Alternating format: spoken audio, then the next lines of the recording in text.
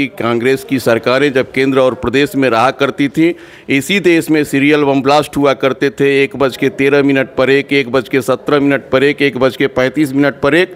लेकिन की चिंता की आपको बता दें, आयुष्मान कार्ड के माध्यम से 5 लाख रुपए तक का एक व्यक्ति का, चाहे बेटी हो या व्यापारी, सभी सुरक्षित है, चाहे 12 बजे दिन में या 12 बजे रात को। चुनाव की तैयारियां जोर शोर पर है। इसी को लेकर के देखें तो दो दिग्गज यादव यहां से लड़ रहे हैं आजमगढ़ की धरती से। एक दिनेश लाल यादव जी हैं जो सांसद 1.5 साल के लिए थे, उसके बाद फिर प्रत्याशी बनाए गए हैं। उसके बाद धर्मेंद्र यादव जी हैं। इसी बीच हम चर्चा करेंगे कि बीजेपी के द्वारा क्या क्या काम किए गए। सर हैं, चलिए अब जानकारी लेंगे। सर का आपका परिचय हम पहले लेंगे। दिवाकर सिंह। जी जी, कहाँ के रहने वाले हैं सर आप? हम तो विधानसभा सगड़ी के रहने वाले हैं, पूर्व जिला महामंत्री भाजपा आजमगढ़ जी, और संयोजक हैं चुनाव की दृष्टि से विधानसभा के। जी। देखें तो 1.5 साल के लिए सर सांसद बनाए गए थे और उसके बाद फिर अब की बार प्रत्याशी बनाए गए हैं। तो क्या लगता है कि 10 साल में जो सरकार ने काम किया है उसको गिना सकते हैं आप? पहले तो ये बता दें आपको कि ये भारत के इतिहास में ये पहली सरकार रही है, भारतीय जनता पार्टी की सरकार, जिसने किसी के बीच कोई भेदभाव नहीं रखा, न जात का, न धर्म का, न उत्तर का, न दक्षिण का। सभी का साथ, सभी का विकास। भारतीय जनता पार्टी चाहे कहीं उसके जनप्रतिनिधि रहे चाहे नहीं रहे, जो विकास की किरण उनके जनप्रतिनिधि के क्षेत्र में पहुंचती थी, वह जहां उनके जनप्रतिनिधि नहीं थे वहां भी वही सारे कार्यक्रम, योजनाएं और व्यवस्थाएं लागू थीं। भारतीय जनता पार्टी और मोदी जी के नेतृत्व में सरकार आने के बाद एक व्यक्ति के सामान्यतः उसके गर्भ में आने से लेकर के श्मशान तक जाने के सारे जो एक व्यक्ति के, एक नागरिक के जीवन में जो गतिविधियां होती हैं, हर पक्ष को ध्यान में रखा गया। सबके चूल्हे चिराग की चिंता की गई और हर घर में बिजली का लट्टू जले, हर घर में प्रकाश हो।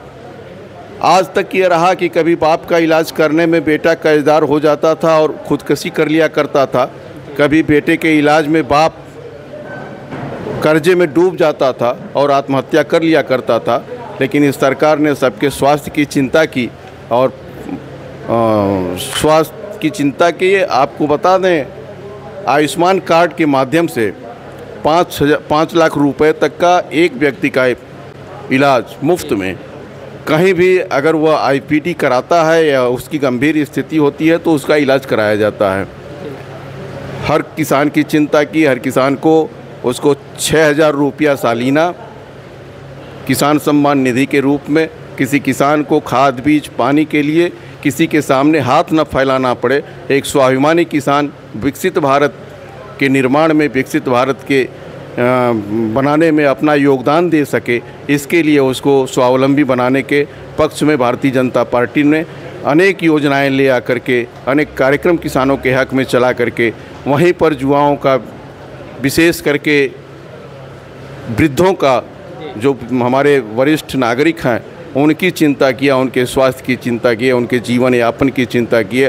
कोई बंदिश कोई नहीं रही, चाहे जितना भी उस क्राइटेरिया में आते हैं, जिनको वृद्धावस्था पेंशन, विधवा पेंशन या अन्य जो भी ऐसी कल्याणकारी योजनाएं जिनके अंतर्गत वो आते हैं, वह संख्या की कोई पाबंदी नहीं रहे, चाहे जितने लोग भी किस रहे उनको वह प्रदान की जाती है। जाते जाते सर एक सवाल आपसे लास्ट में पूछेंगे कि लोग कह रहे हैं कि राशन दे करके और ये जो गैस सिलेंडर है ये दे करके लोगों को अपंग बनाया जा रहा है, क्या कहेंगे इस पर? ऐसा कुछ नहीं है। देश में आपने जाना होगा कि पीछे के दिनों में आज़ादी के बाद भी देश की स्थिति थी कि बहुत सारे लोग भूखमरी के शिकार थे, कुपोषण के शिकार थे, बच्चे अकाल मृत्यु के शिकार थे। भारतीय जनता पार्टी ने सबका पेट भरने का प्रयास किया, कोई भूखों न मरे, अभाव में किसी का जीवन न बीते, इसकी चिंता किया। आप जानते होंगे कि कोविड के समय में जब कोरोना काल था, दुनिया के देशों में त्राहि त्राहि मच गई थी, लेकिन हिंदुस्तान में एक भी नागरिक हिंदुस्तान का भूखमरी का शिकार नहीं हुआ। हर प्रकार की सुविधाएं पूरी सजगता के साथ, पूरी ईमानदारी के साथ भारतीय जनता पार्टी की सरकार और भारतीय जनता पार्टी के कार्यकर्ता घरों से निकल करके टोले मोहल्ले में जा करके एक एक का सहयोग करके और उसे पूरा करने का काम किए। सर, अखिलेश यादव कह रहे हैं कि अब की बार फिर बीजेपी जो है लूटने का काम करे, ईवीएम का फिर घोटाला करेगी, इस पर क्या कहेंगे उनको? कुछ नहीं, ये तो पूरी दुनिया जानती है कि अखिलेश यादव या पीछे की कांग्रेस की सरकारें जब केंद्र और प्रदेश में रहा करती थी, इसी देश में सीरियल बम ब्लास्ट हुआ करते थे। 1:13 पर एक, 1:17 पर एक, 1:35 पर एक।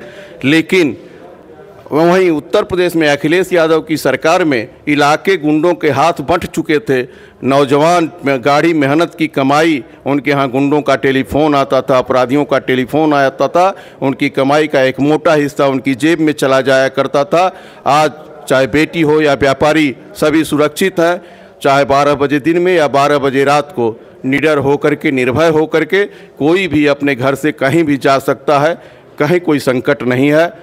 अखिलेश यादव बात करने की स्थिति में नहीं है। जो अपराधियों का, आतंकियों का खुले रूप में इन लोगों ने समर्थन किया है, उनके मुकदमे वापस किए हैं, तो भारतीय जनता पार्टी पर उंगली उठाने से पहले वो एक बार अपनी तरफ देखें कि वह कहाँ खड़े हैं।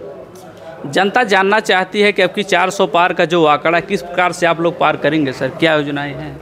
हम अपनी उपलब्धियों के आधार पर हमने जो योजनाएं चलाई हैं, एक एक देश का एक एक नागरिक लाभार्थी के रूप में आज खड़ा है। कोई भी भारत का नागरिक यह कह नहीं सकता कि भारत सरकार की किसी भी लाभकारी योजना का लाभ वो नहीं पाया है। किसी न किसी लाभकारी योजना का लाभ उसको मिला है। जी, ऐसे ही अपडेट आप लोग बने रहे जनता न्यूज़ लाइव पर, आपको पल पल की अपडेट पहुंचाते रहेंगे। बहुत बहुत धन्यवाद। ठीक सर।